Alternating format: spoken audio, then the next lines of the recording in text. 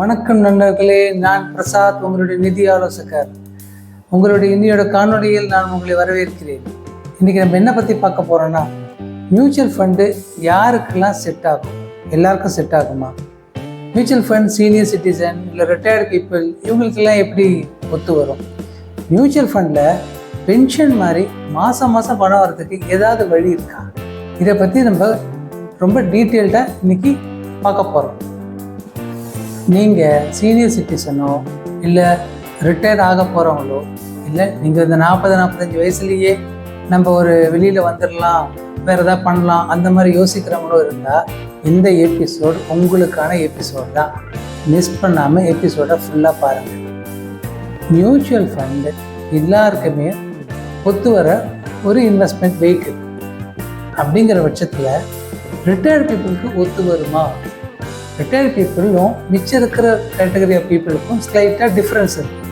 அது என்ன அப்படிங்கிறது தான் நம்ம இன்னைக்கு எடுத்துகிட்டு இருக்கிற டேபிள் டாபிக். மியூச்சுவல் ஃபண்ட் எல்லாருக்கும் ஒத்து வரணும்னா ரிட்டையர்டு மக்களுக்கும் ஒத்து வரணும் தானே? சரி, அவங்க எப்படி மிச்ச மக்களோட வித்தியாசப்படுறாங்க அப்படிங்கிறத சொல்கிறேன். நார்மலாக எம்ப்ளாயியாக இருக்கிறவங்களுக்கு இல்லை பிஸ்னஸ் பண்ணுறவங்களுக்கு ரெவென்யூ இன்கம் வந்துட்டு இருக்கும். ஆனால் ரிட்டையர்டு பீப்புளுக்கு ரெவென்யூ இன்கமும் வரும், ஆனால் அதில் கொஞ்சம் வித்தியாசம் இருக்குது. ஜென்ரலாக அவங்க 3 விதத்தில் அவங்களுக்கு இன்கம் வரும். இப்போ government, state government, central government ஜாப்லேருந்து ரிட்டையர் ஆகிறாங்கன்னா பென்ஷனல் ஜாபாக இருந்தால் பென்ஷன் கிடைக்கும். ஆனால் வாங்குகிற பென்ஷன் அவங்க வாங்கிட்டு இருந்த சம்பளத்தை விட கம்பேர் பண்ணினா மிக கம்மியாக இருக்கும். இன்னொன்று ப்ராவிடென்ட் ஃபண்ட், ரிட்டையர் ஆகும்போது பிஎஃப் பணம் வரும். 3வது அவங்க இது வரைக்கும் சேர்த்து வச்ச ஃபிக்ஸட் டெபாசிட் பணம்லாம் இருக்கும். இந்த பிஎஃப்பும் இந்த ஃபிக்ஸட் டெபாசிட்டுமே அவங்க கொஞ்சம் கொஞ்சமாக எடுக்க நாள் குறைஞ்சிட்டே வரும்.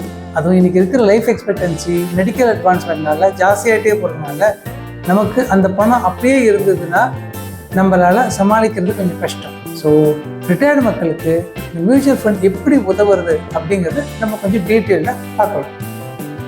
ஸோ இப்போ என்ன விஷயம் அப்படின்னா, நாம் ரிட்டையர் ஆகும்போது நம்ம எவ்வளோ முதலீடு வச்சுருக்கோமோ அந்த முதலீடு வளர்ந்துகிட்டே இருக்கணும். அப்போ தான் நம்ம மாதம் நம்ம செலவுக்கு எடுக்க அந்த முதலீடும் குறையாமல் நமக்கு லைஃப் லாங் கிடச்சிட்டு. ஸோ அந்த மாதிரி ஒரு இன்வெஸ்ட்மெண்ட் ஏதாவது இருக்கான்னா, எஸ், மியூச்சுவல் ஃபண்ட் அந்த மாதிரியான ஒரு இன்வெஸ்ட்மெண்ட் தான். மியூச்சுவல் ஃபண்ட் மூலமாக நீங்கள் மாதம் பென்ஷன் மாதிரி எடுத்துக்கலாம். அதுக்கு பேர் சிஸ்டமேட்டிக் வித்ட்ராவல் பிளான். இல்லை ஒரு அவசரத்துக்கு ஒரு பணம் வேணும்னாலும் எப்போ வேணாலும் எடுத்துக்கலாம். அதுக்கு ஒன்றும் ரெஸ்ட்ரிக்ஷனோ இல்லை ஒரு டைம் பவுண்டோ கிடையாது. சரி, இவ்வளோ சொல்கிறீங்க, அப்போ ஏதாவது ரிஸ்க் இருக்கா? எஸ் சார், ரிஸ்க்குங்கிறது இருக்குது. ஆனால் ரிஸ்க்கு என்னங்கிறத நம்ம புரிஞ்சுக்கணும்.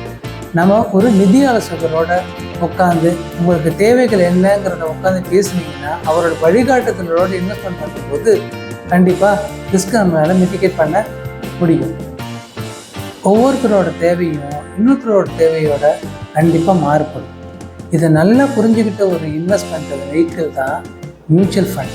ஸோ மியூச்சுவல் ஃபண்டை யாருக்கு அவங்களோட தேவைக்கு என்னவோ, அவங்களோட நிதி நிலவரம் என்ன, அவங்களுக்கு மாதம் எவ்வளோ எக்ஸ்பென்சஸ் ஆகுதுங்கிறத புரிஞ்சுக்கிட்டு அதுக்கேற்ற மாதிரி நம்மளால் பிளானை செட் பண்ணி கொடுக்க முடியும். So mutual fund can be customised to the maths level.